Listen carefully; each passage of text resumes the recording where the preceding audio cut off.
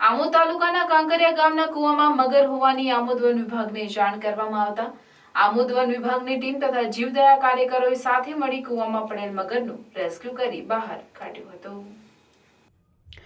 જાણવા મળતી માહિતી મુજબ આમોદ તાલુકાના કાંકરિયા ગામના કુવામાં એક મગર પડ્યો હોવાની આમોદ રેન્જ ફોરેસ્ટ ઓફિસર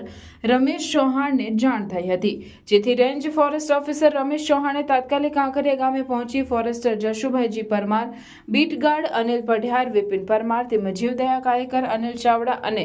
અંકિત પરમારને સાથે રાખી ભારે જહેમત બાદ મગરને કુવામાંથી બહાર કાઢી રેસ્ક્યુ કર્યો હતો। ત્યારબાદ મગરને આમોદ વન વિભાગની કચેરીએ લાવી આમોદના પશુ ચિકિત્સક પાસે